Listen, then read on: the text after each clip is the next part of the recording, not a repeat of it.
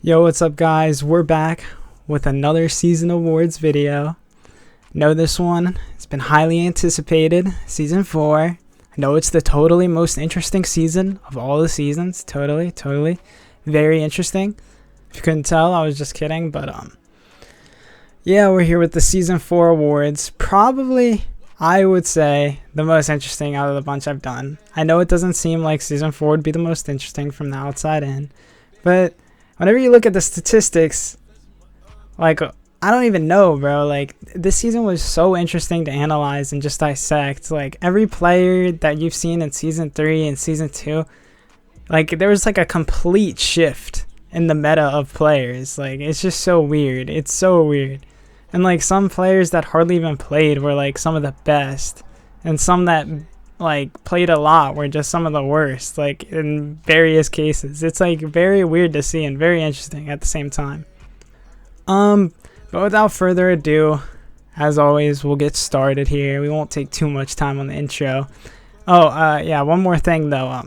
Season 5 and season 6 will be combined together in one video, just because, and I don't know how I'm gonna do the awards yet for it, just because there is like, dude, not even the players that were playing back then, like Zach and Jordan, bro, they hardly played themselves. Like, that was the drought. That was literally the drought.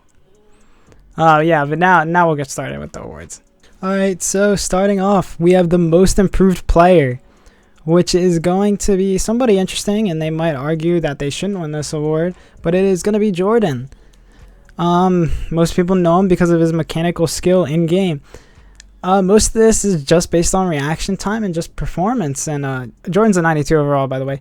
But as I was saying, his mechanical performance is probably the thing that stands out the most. Jordan is one of those aggressive players that will absolutely dominate you if you give him any space whatsoever. But here, let's look at some of the stats real quick before we get too far into it. So looking at his season 3 stats first, Jordan was a 90 overall in Joust with Herc, an 81 overall Cupid and Arena, and a 88 overall Chang'e in Conquest. Going into season 4, Jordan had a 99 overall Chalk in Joust, a 90 overall Thanatos in Arena, and an 87 overall Zeus in Conquest. So you can see a significant performance increase right there as we just look at the overalls and the stats. One notable thing though is his KDAs, although they decreased, his win rates increased. That just shows that he started playing more for the win rather than his KDA, and more playing for victories rather than stats. And also, the stats in this video combined the ranked and normal performances. So this may be his ranked stats, this may be his normal stats, but either way, he started playing for the win more. And the only overall that decreased was his Conquest performance, which was Chang'e to Zeus. However, he stayed the same rank out of the bunch of players that he was ranked against. And while we're talking about who he was ranked against, you can also see that his Joust rank went from 11th to 2nd, his Arena rank went from 23rd to 7th, and his Conquest rank went from 5 to 5, as we just stated.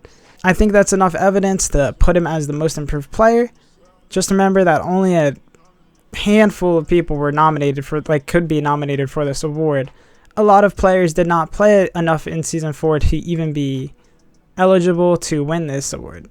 Most improved player, as always, will go to the player that improved the most from from season 3 to season 4 in this case, or in the case of other videos, it'll be from the previous season to the next season. Alright, now we're going to move on to the 6th man of the season, which some may find interesting. This award went to CJ, who is an 88 overall player. Remember, the 6th man of the season could not be on any of the all Smite teams, so that disqualified a lot of people. But we're going to take a look at CJ's stats real quick. As you can see, his Odin was ranked 11th in Joust out of the bunch of players, and his Odin was an 85 overall. In Arena, he was ranked 3rd with his Odin, and it was a 99 overall. In Conquest, his Ao Kuang was ranked 9th, and it had an 81 overall.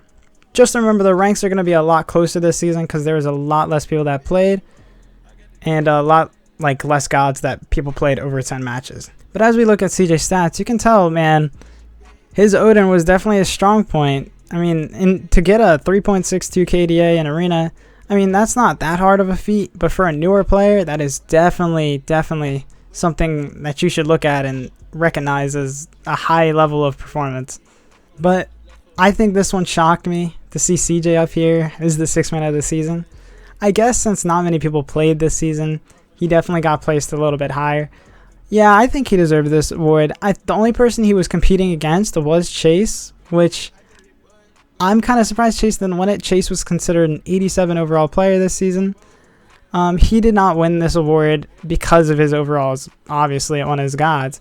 And CJ, I think his 99 overall Odin in Arena definitely carried him here. If you just look at the other 2 game modes, he was an 85 and an 81. I believe Chase was around the 90 mark in those, and then his Conquest performance made him lack. So that is why CJ won this award. Definitely an interesting one.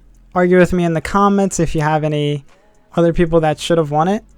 But obviously this is statistic based, and you really can't argue against the stats here.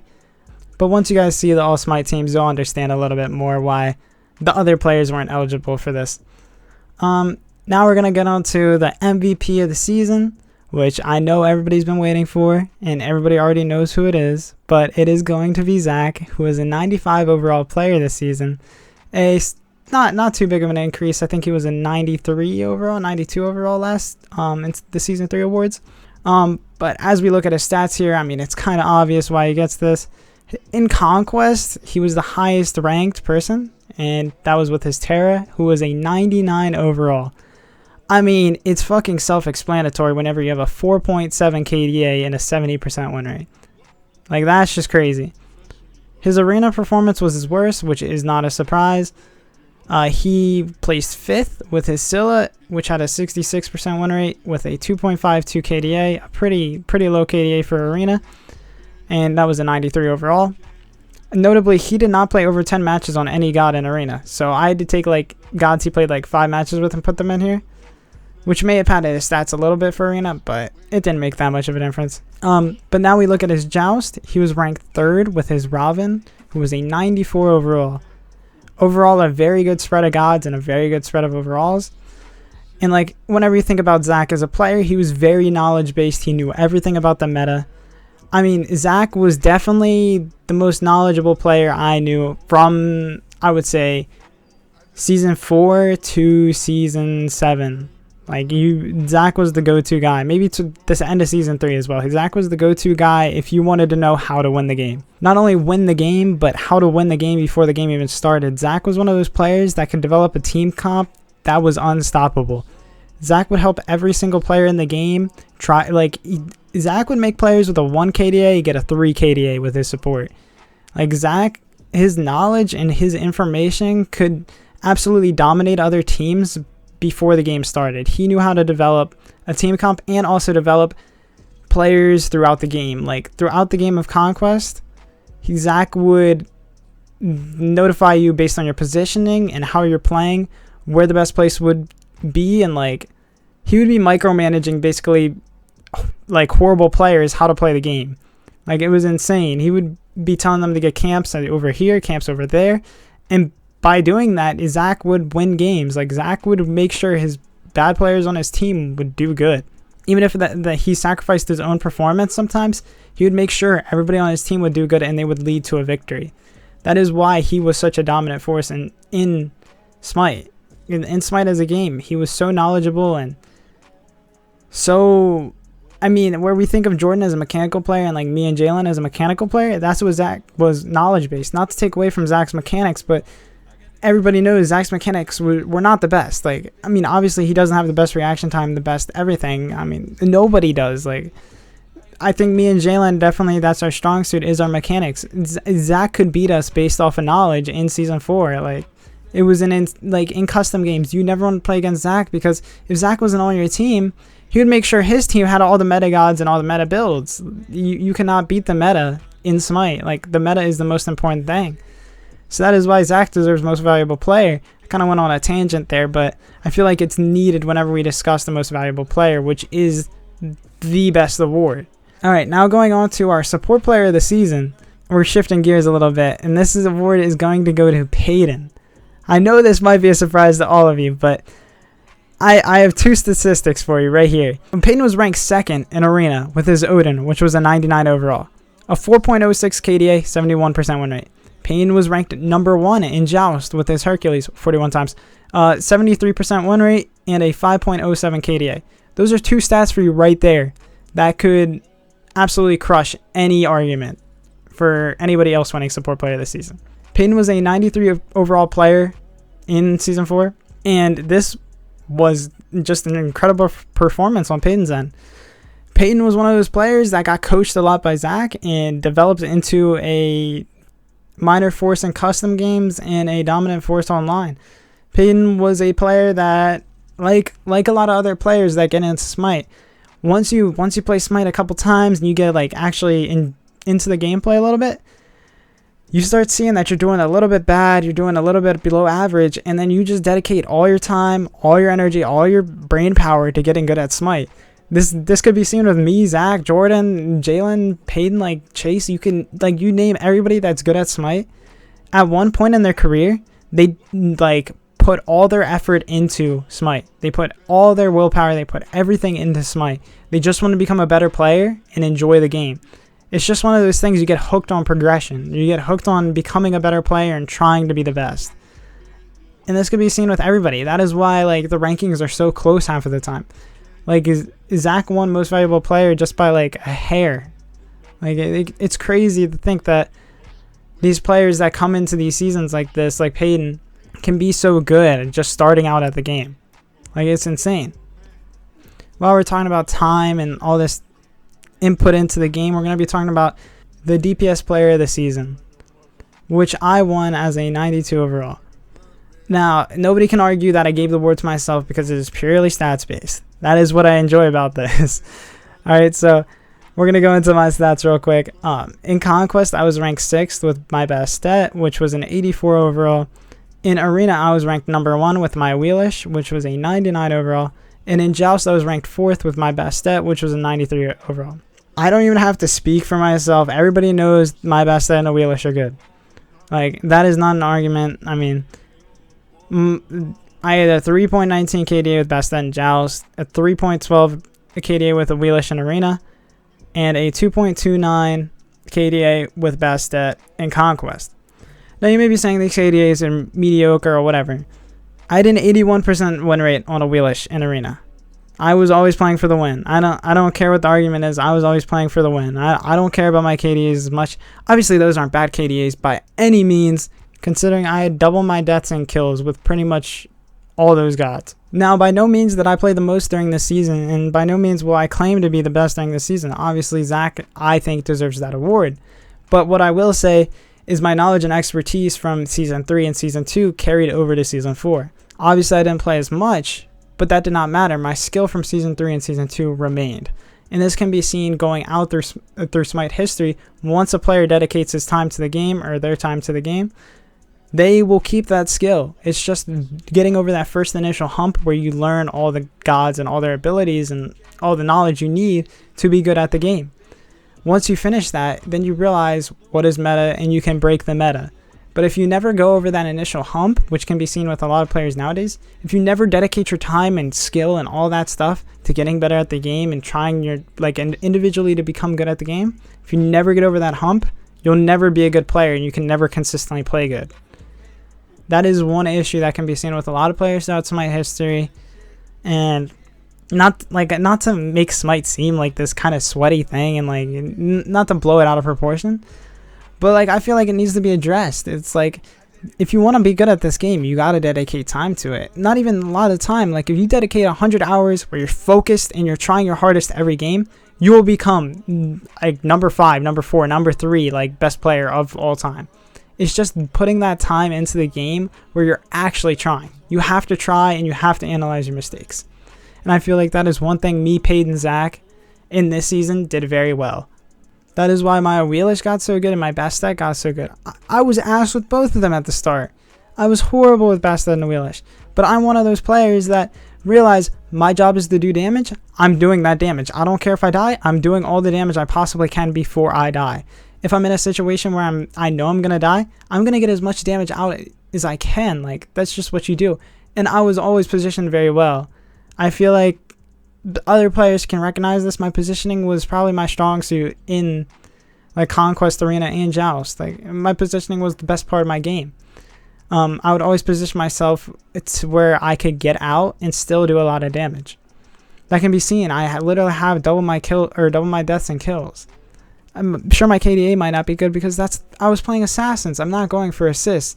Jordan led this argument so many times. If you have more assists than kills, then you're not playing an assassin right, which I can see now. Like Jordan was kind of right, and I thank Jordan for that argument. That argument is actually a decent argument nowadays, especially in Conquest. If you have more assists than kills, I feel like you're not doing your job correctly. I mean, I had 43 assists and 38 kills over 9 matches. They were very close together. I wouldn't say that I wasn't doing my job. I would say that Jordan's definitely right, though. I was lacking in my job a little bit. That's why I have an 84 overall. So that's enough rambling. This is already pretty long. We're going to go on to our Rookie of the Season. I mean, no, it's not even debatable at this point. It was Payton, who was ranked 8th in Conquest with tier. And then using the stats we saw earlier, he was 99 overall in Arena, 99 overall in Joust.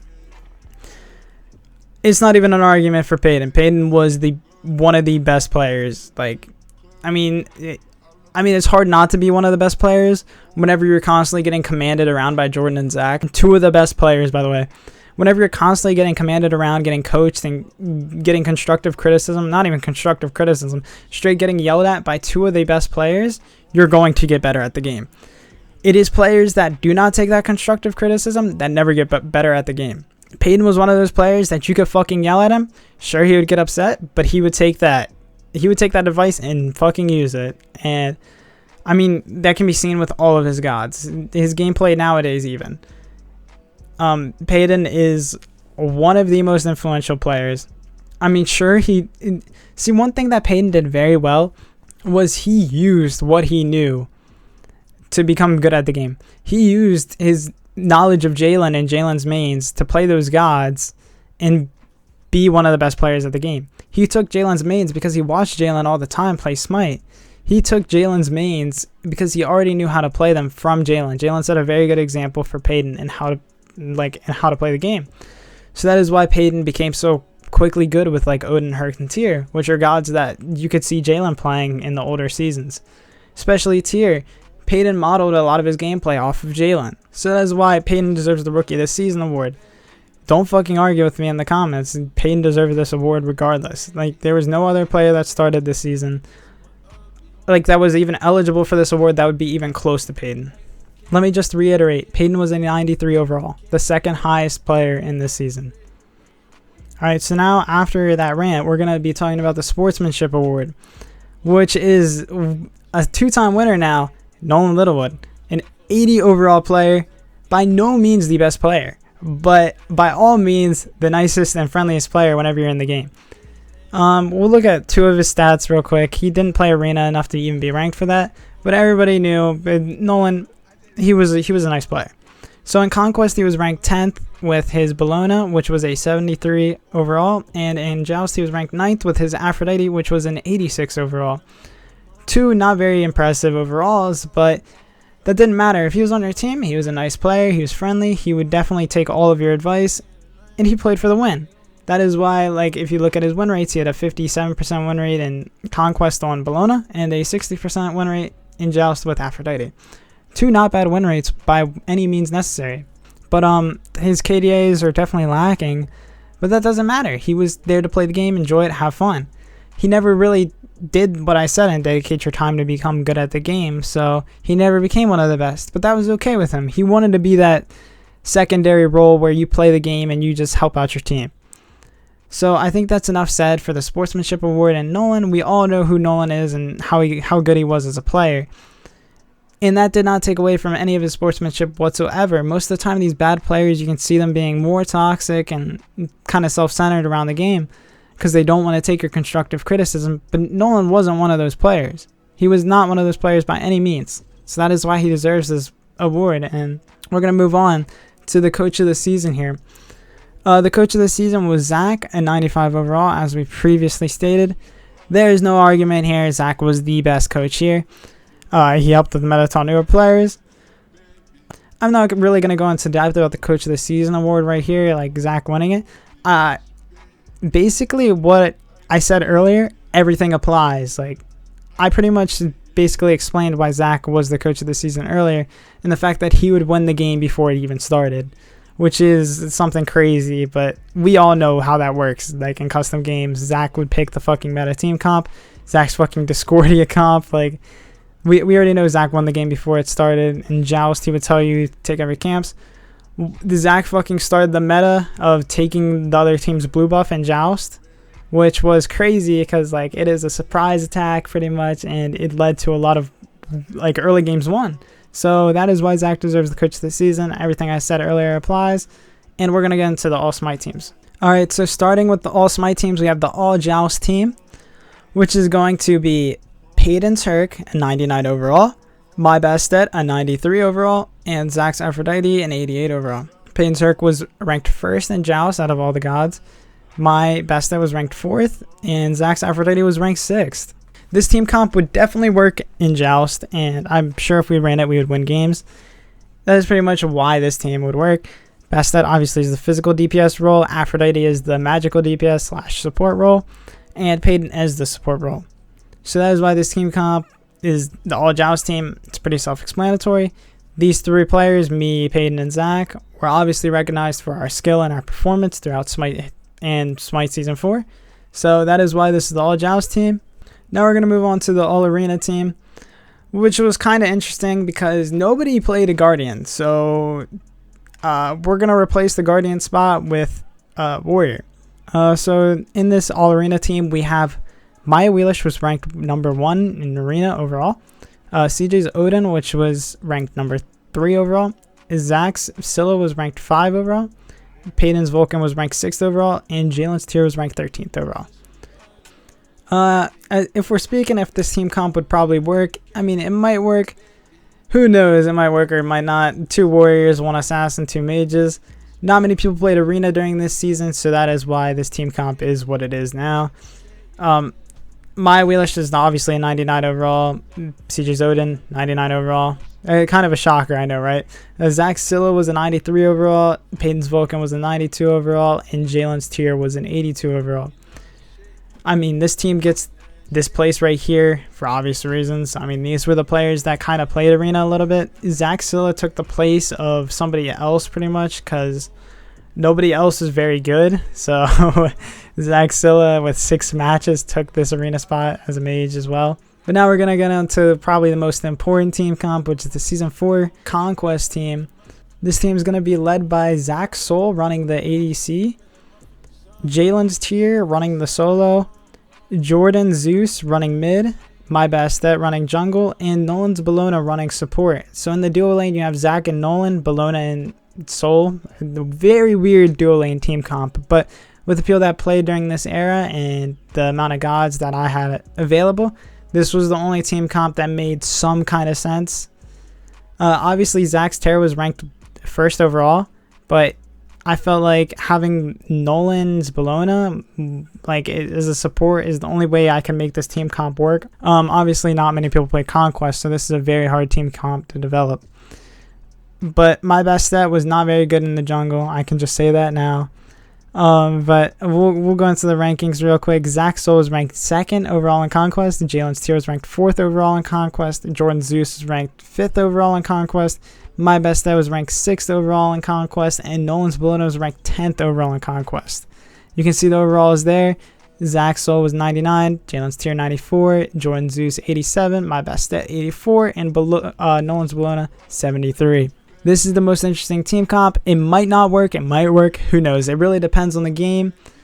But I feel like this is a very good spread of gods. Obviously not very meta. You have Tyr and Bastet in there, which were not meta whatsoever. And Zeus, who wasn't meta whatsoever in Season 4. So this was probably a very weird team comp to run. But I feel like we could probably win some games just off of our pure mechanical skill in Season 4. As always, guys, thank you for watching. This video I did a lot of explaining and just talking. I don't know. Tell me if you guys enjoyed it a little bit more. I could always do a little bit more of Smite analysis and stuff like based on people. But I felt like I needed to say some stuff and get some stuff off of my chest based on these seasons and newer seasons. But thank you all for watching. That's going to be the end of the Season 4 awards.